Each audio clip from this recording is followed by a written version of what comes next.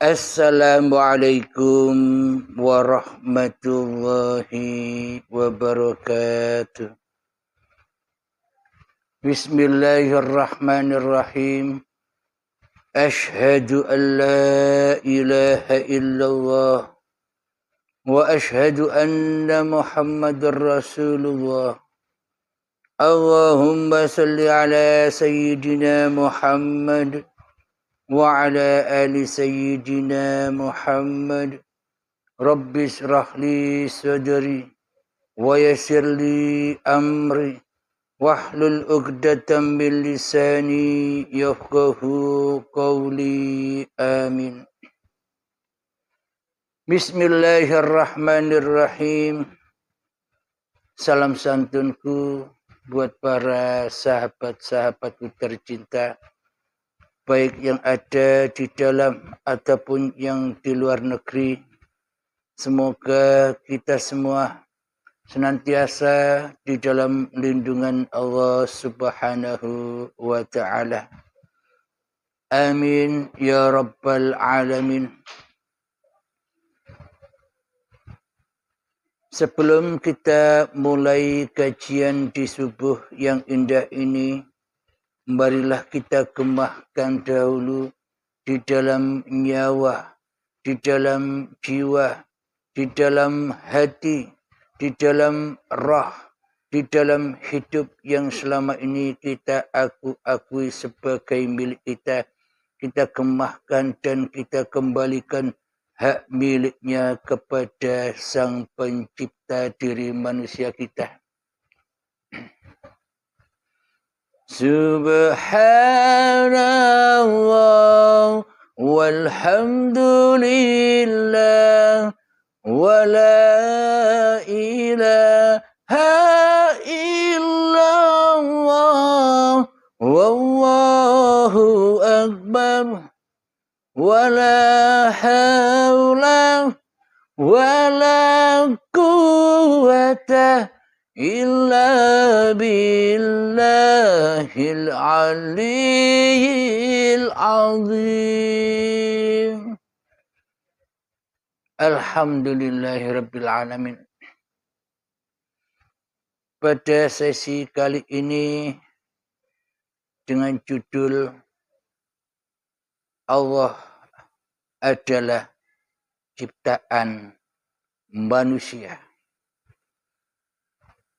Sekitar 3 tahun silam, sebelum saya menginjak berdakwah di YouTube, ada sebuah pertanyaan dari saudara kita yang ateis. Kebetulan dirinya sudah lama mencari Tuhan. Di dalam Islam tidak menemukan Tuhan yang sebenar-benarnya Tuhan. Di dalam agama Nasrani pun juga belum menemukan Tuhan yang sebenar-benarnya Tuhan.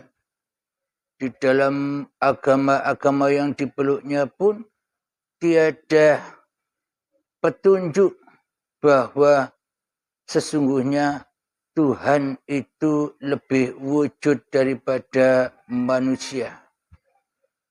Akhirnya orang itu tidak menemukan Tuhan, akhirnya ateis, tak bertuhan. Alhamdulillahirabbil alamin. Kemudian ia bertanya kepada saya, "Wahai Pak Ustadz, bila kau mengaku beragama dan bertuhan, bila kau mengaku agamamu Islam, kau mengatakan Islam itu Tuhannya Allah.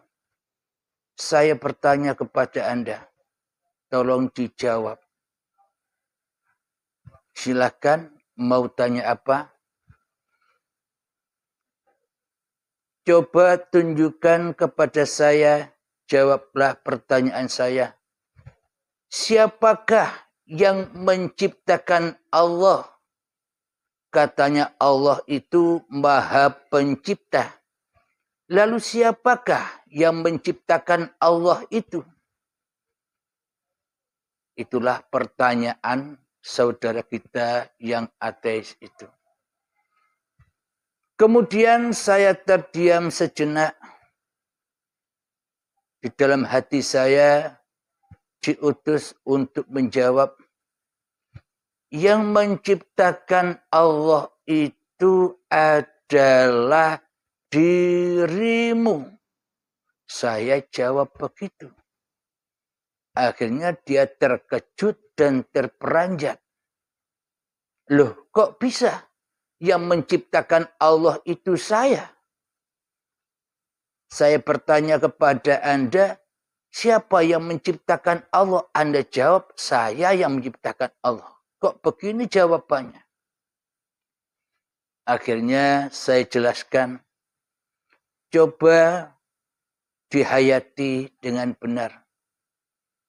Bila Anda tidak ada, bila Anda tidak hidup, bila Anda tidak wujud di hadapan saya, apakah mungkin Anda bisa bertanya, siapakah yang menciptakan Allah? Lalu saya balik bertanya kepada orang ateis itu, lalu sebenarnya Anda ini ciptaan siapa sih?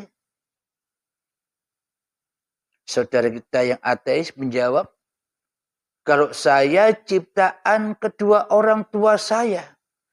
Karena tanpa ibu saya, karena tanpa bapak saya tak akan pernah ada.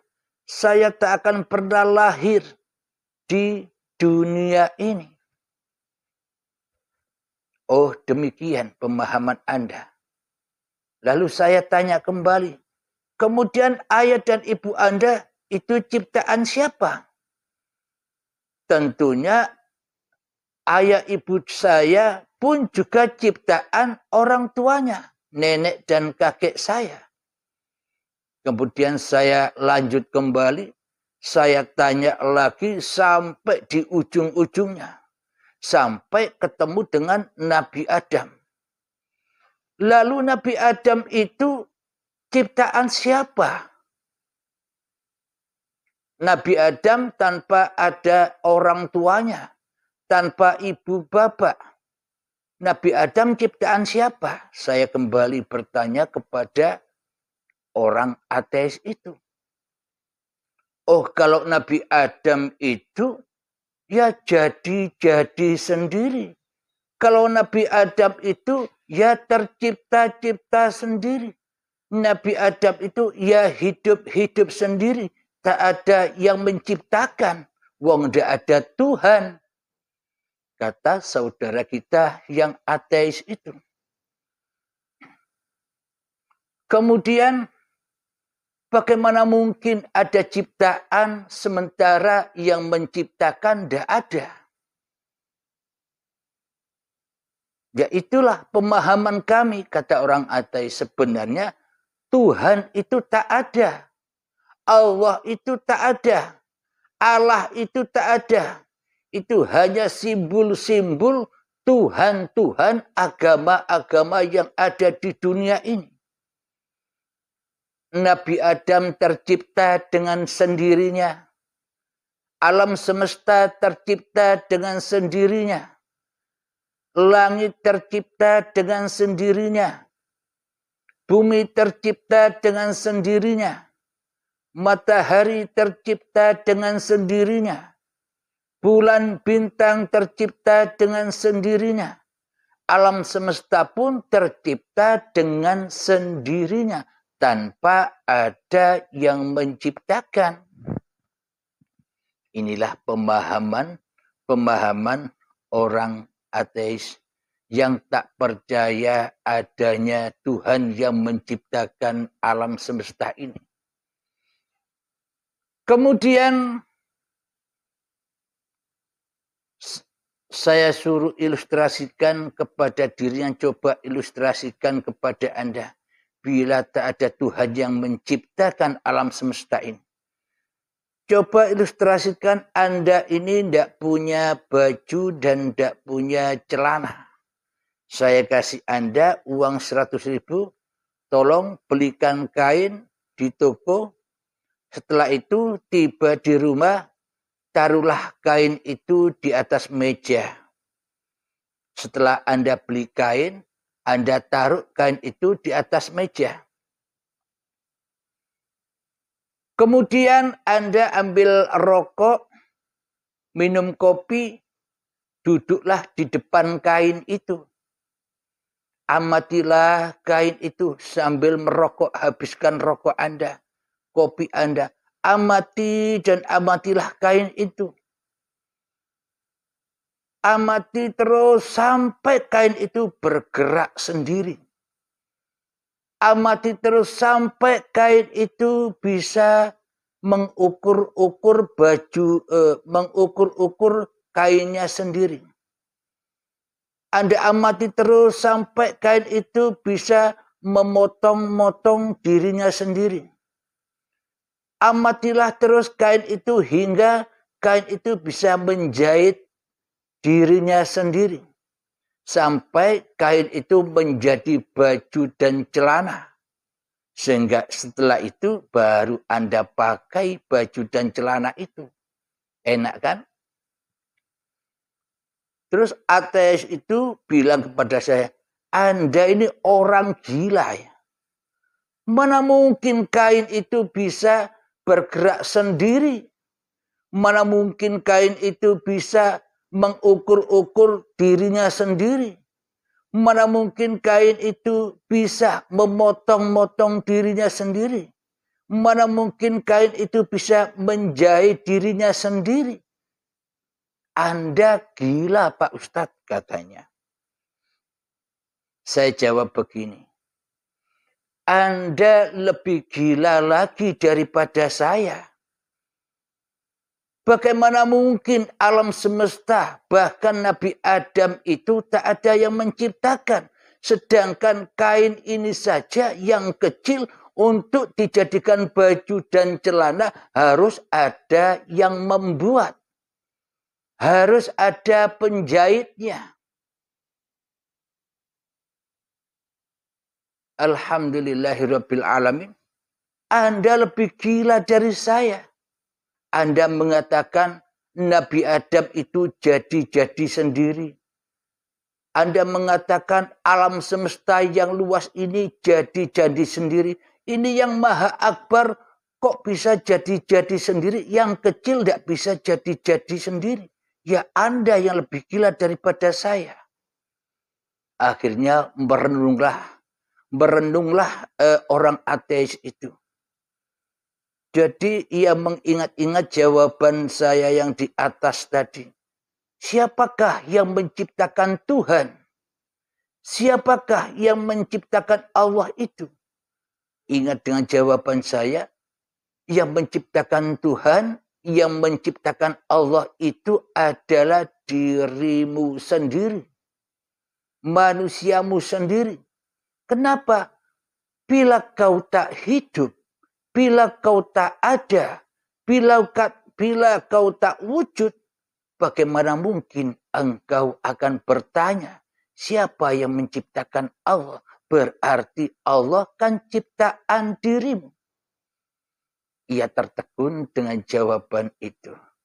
Akhirnya ia menyatakan, oh berarti Allah itu, Tuhan itu hidup ini ya. Ya silakan cari sendiri. Saya bilang begitu. Nah ini orang ateis saja bisa sampai kesadarannya.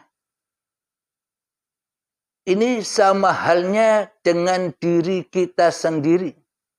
Jadi saya akhirnya belajar dari seorang ateis itu begini. Oh ternyata diri kita selama ini, meskipun kelihatannya diri kita ini beragama.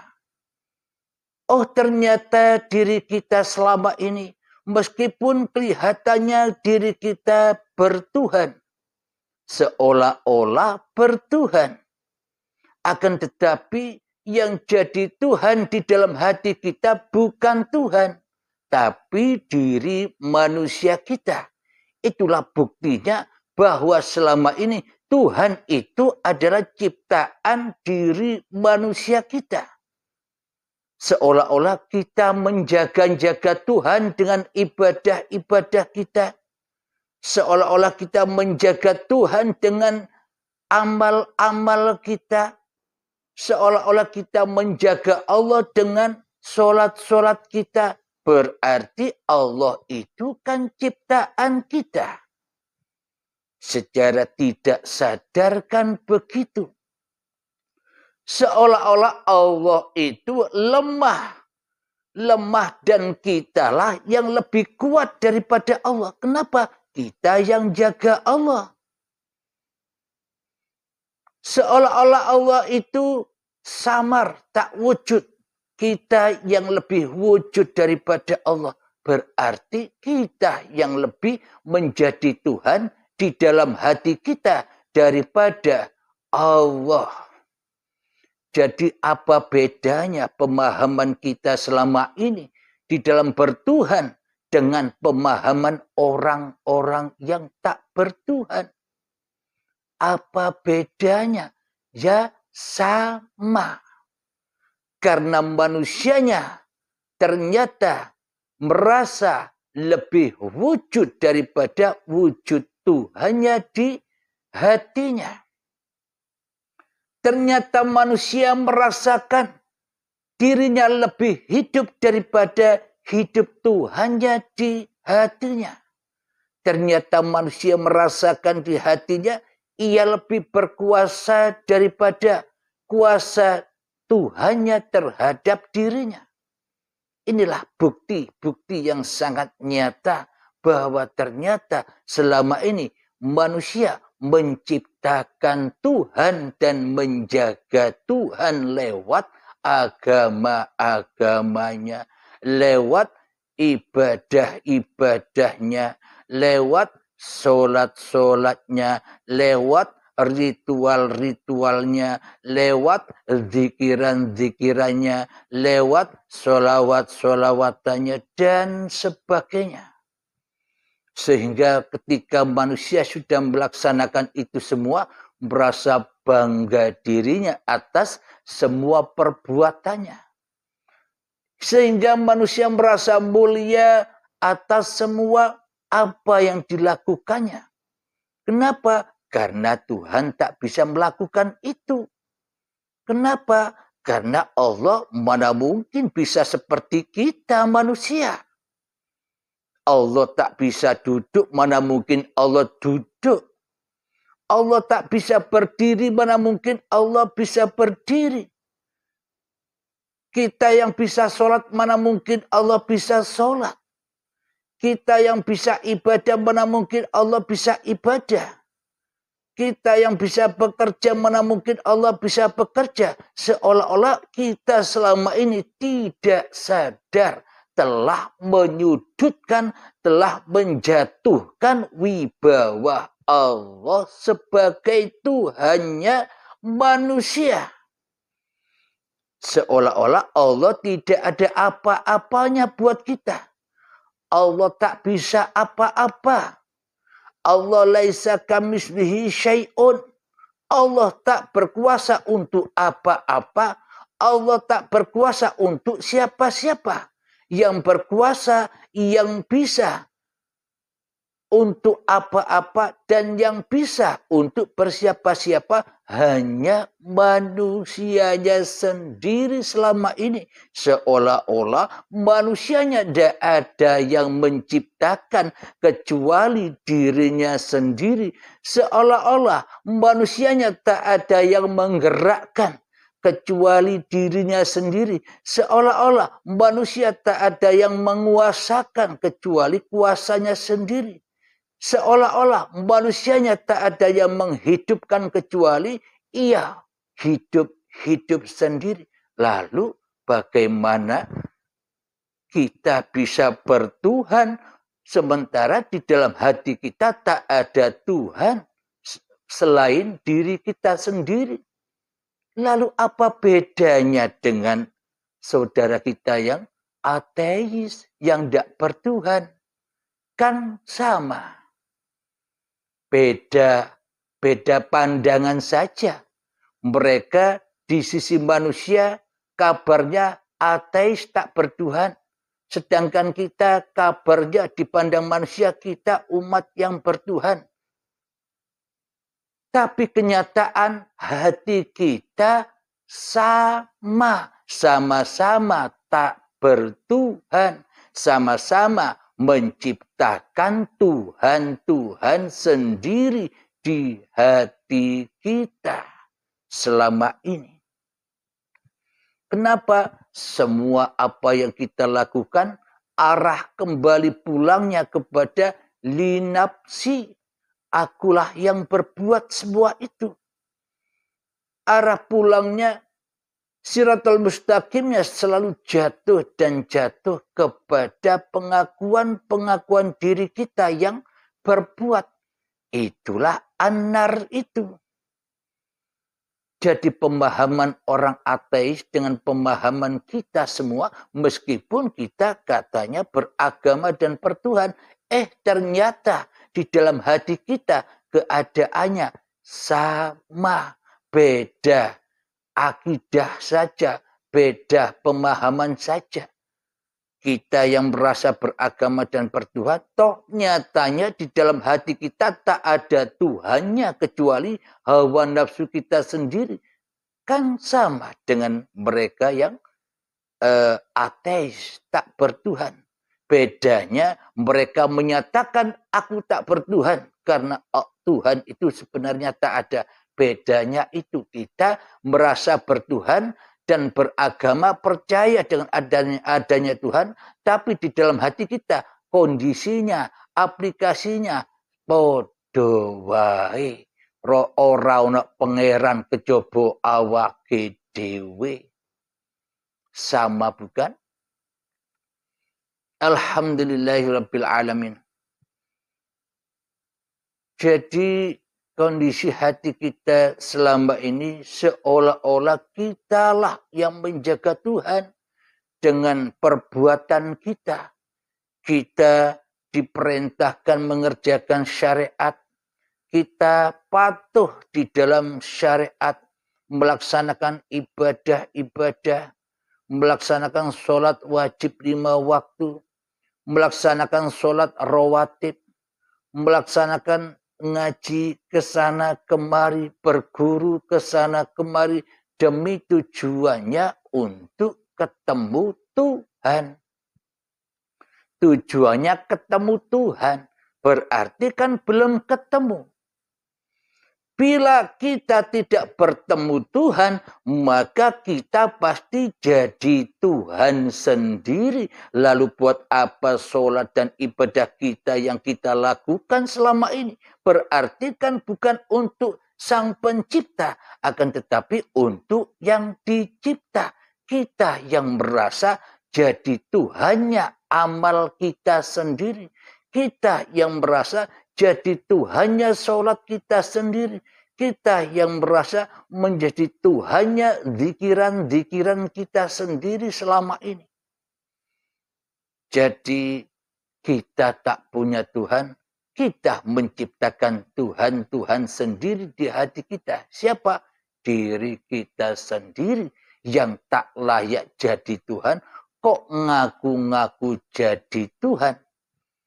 Diri kita mengaku sebagai makhluk yang tak bisa apa-apa. Tapi ternyata di dalam hati sang makhluk seolah-olah jadi Tuhan. Di hati makhluk menjadi sang khalik. Jadi tak cocok. Ngaku jadi makhluk, loh kok jadi khalik. Ngaku jadi hamba, loh kok jadi Tuhan di hatinya. Kenapa? Karena Allah tidak ada di dalam hatinya. Allah tak wujud di dalam hatinya. Maka dari itu disebutkan oleh Allah di dalam Al-Quran, Inna syirka ladzulmun azim. Sesungguhnya syirik itu adalah kezaliman yang besar. Apa syirik itu sih? Syirik itu adalah ketika tiada Tuhan di hatimu kecuali dirimu sendiri yang mentuhani atas hidup dan badan ini. Inilah inna syirka ladzulmun azim. Sesungguhnya syirik itu adalah dosa atau kezaliman yang amat besar. Jadi bila Allah tak wujud di hati kita, bila Allah tak ada di hati kita, bila Allah tak hidup di hati kita, bila Allah tak berkuasa atas diri kita, berarti selama ini kita lebih menjadi Tuhan daripada mentuhankan Allah. Itulah inna syirka lazulmun azim. Berarti kira-kira diterima solat-solat kita, wahai sobat? Kira-kira diterima iman dan akidah kita, wahai sobat? Kira-kira diterimakah ibadah-ibadah yang kita lakukan selama ini, wahai sobat? Wong kita syirik, tidak percaya kepada Allah, tidak mentuhankan kepada Allah. Mana mungkin kita bisa ibadah dan sholat kepada Allah.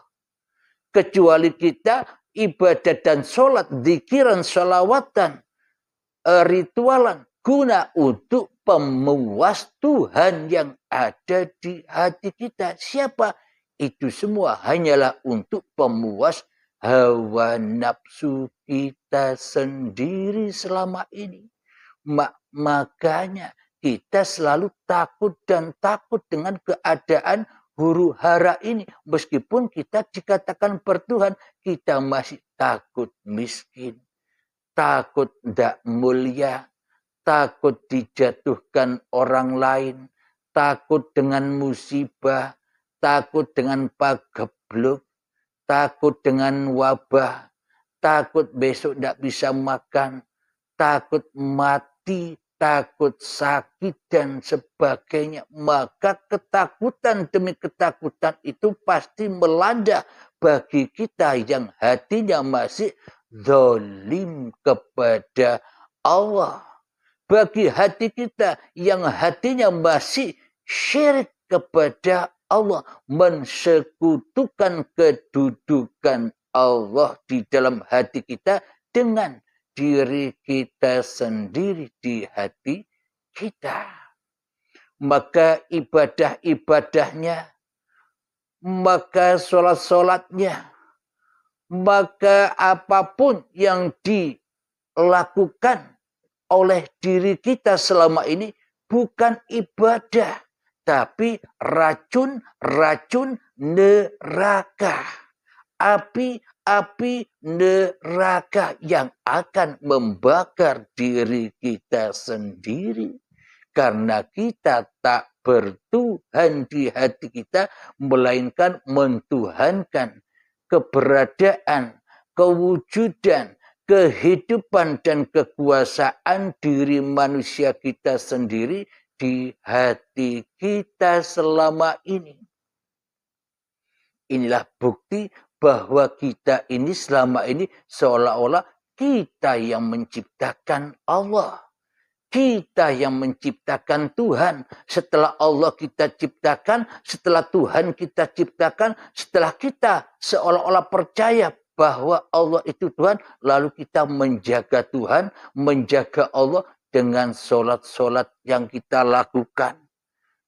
Dengan ibadah-ibadah yang kita lakukan.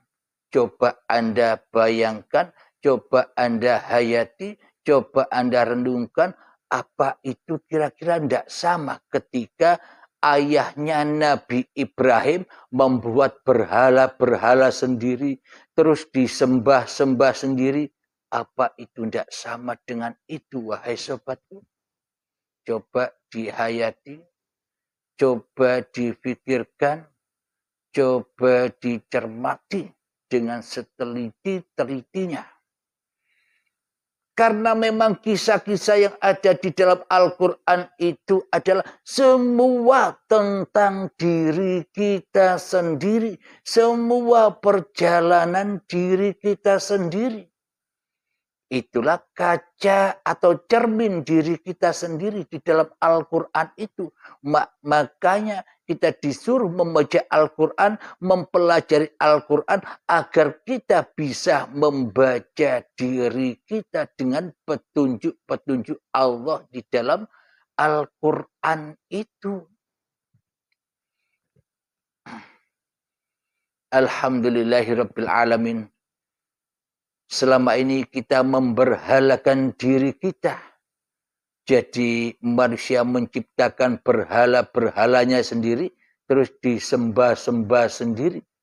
Karena pulangnya tak bisa pulang kepada sang pencipta, tapi pulangnya kepada yang dicipta, yakni pulangnya kepada linnas, kepada diri kita sendirilah yang berkuasa atas kehidupan ini, yang berkuasa atas amal-amal kita sendiri, yang berkuasa atas syariat-syariat manusia kita sendiri, yang merasa berkuasa di dalam sholat dan ibadah kita sendiri.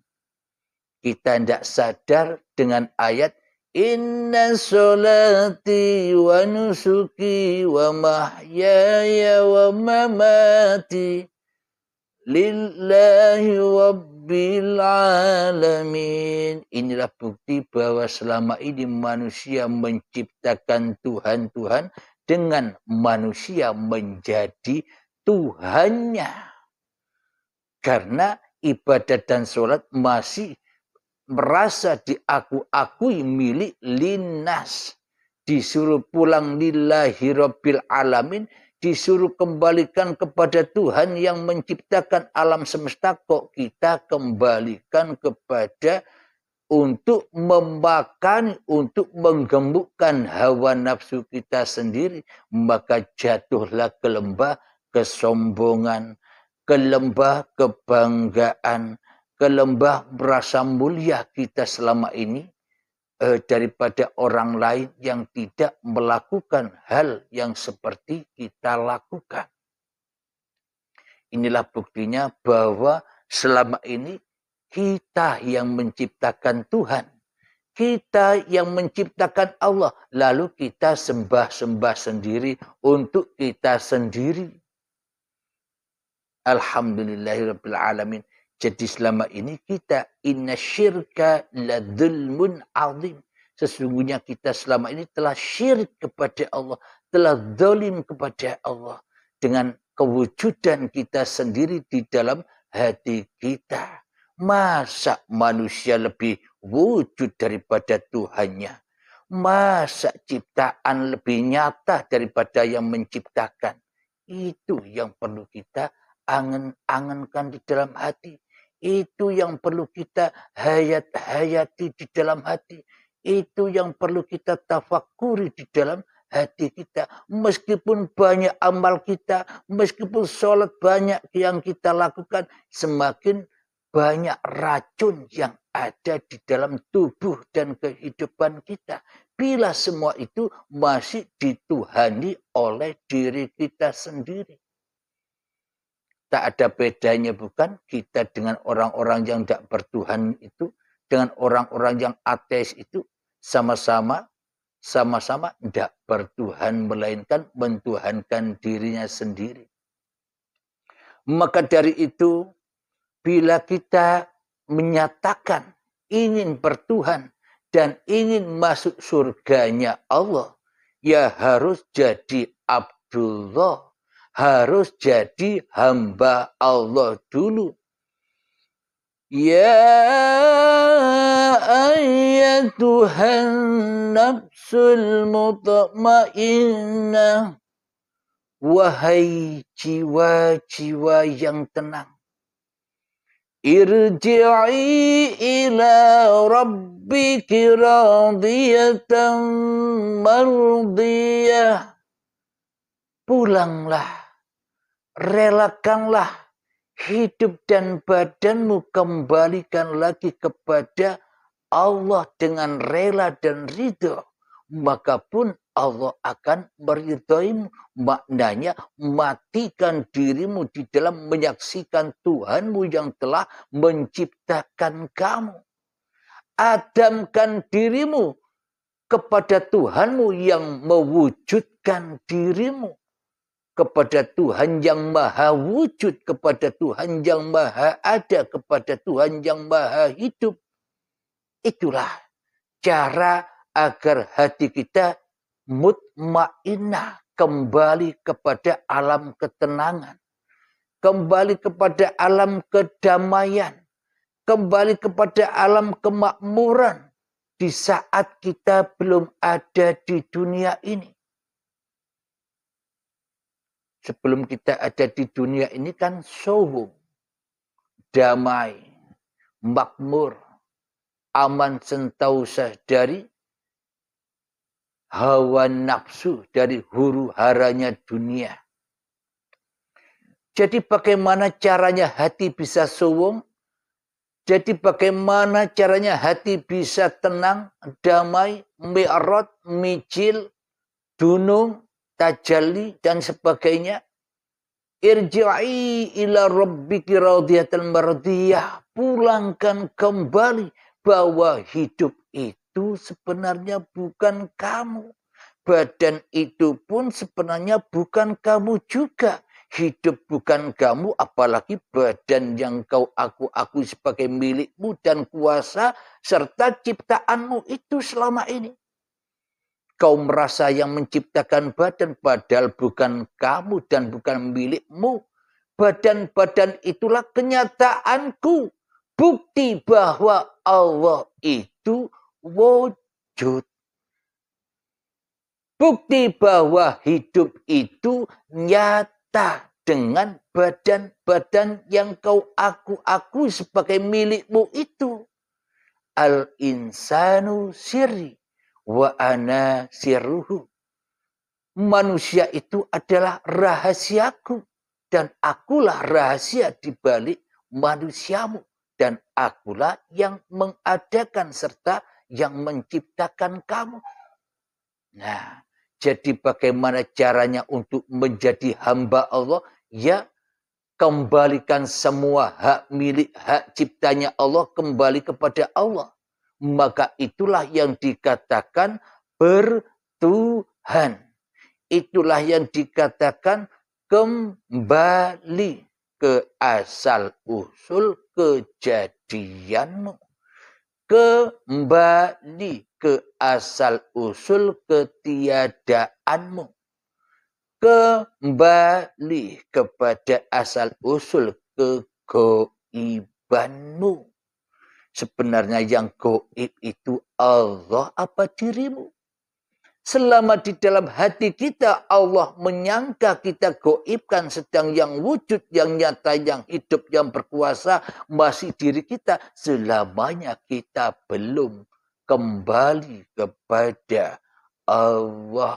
Lalu buat apa kita ibadah dan sholat bila hati kita tak nyembah Allah? Ya muspro. Ibaratkan kita membangun bangunan yang besar, pondasi di tengah laut ombak yang besar. Bangun, kena ombak, hancur lagi. Bangun, kena ombak, hancur lagi. Bangun, kena ombak, hancur lagi. Hancur terus amal yang kita perbuat akan menjadi racun siksa dan azab kubur dan neraka di dalam jiwa-jiwa yang tersesat dari Tuhannya ini. Alhamdulillahirabbil alamin. Kemudian bagaimana syarat mutlak bila kita ingin kembali kepada Tuhan yang menciptakan diri kita, agar menemukan Tuhan dan agar dikatakan hamba yang mengabdi, Bagaimana mungkin kita dikatakan sebagai hamba, sementara di dalam hati kita menolak mengabdi kepada Allah, melainkan mengabdi kepada awake dewe selama ini. Nah, jadi syarat mutlak bila kita mengaku sebagai hamba Tuhan, supaya kita bisa beramal kebajikan yang dengan apa yang diserukan Tuhan, berbuatlah, beramal kebajikan. Maka syaratnya ya harus jadi hamba Allah dulu. Bila tidak menjadi hamba Allah di dalam hati kita, mana mungkin kita bisa berbuat baik. Mana mungkin kita bisa berbuat kebajikan.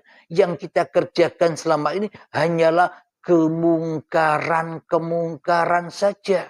Kita disiksa di dalam dunia ini dengan malaikat mungkar dan nakir yang selalu ada di hati kita, yang selalu syirik di dalam hati kita, yang selalu mensekutukan Allah di dalam hati kita dengan diri kita sendiri.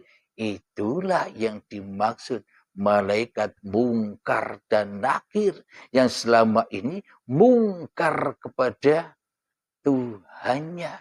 Kita mungkar, zalim kepada Tuhannya. Menzalimi dirinya sendiri. Dengan apa? Dengan kebesaran dirinya sendiri di hatinya daripada kebesaran yang menciptakan dirinya di hatinya. Jadi syaratnya untuk menjadi hamba Allah, agar kita bisa melaksanakan syariat-syariat agama yang sudah disyariatkan, ya wajib jadi hamba Allah dulu. Bila kita tak jadi hamba Allah, bagaimana mungkin kita bisa melaksanakan syariat-syariat agama yang kita perlu? Bila di dalam hati kita belum menjadi hamba Allah, bagaimana mungkin kita bisa khusyuk di dalam sholat-sholat kita? Sementara ketika kita sholat selama ini, hati kita terbang menuju setan dan dunia di dalamnya. Katanya jadi hamba Allah, namun ketika sholat hatinya terbang kepada Tuhan yang diciptakannya, yakni hawa nafsu dewe. Terbang ke toko lah, terbang ke pasar lah, terbang kepada urusan-urusan dunialah. Apakah itu dikatakan mengabdi, sementara hati ingkar kepada yang diabdi? Alhamdulillahirabbil alamin. Itulah bukti bahwa kita selama ini bukan menjadi hamba Allah, karena di dalam hati kita belum jadi hamba Allah, tapi menjadi hawa nafsune dewe.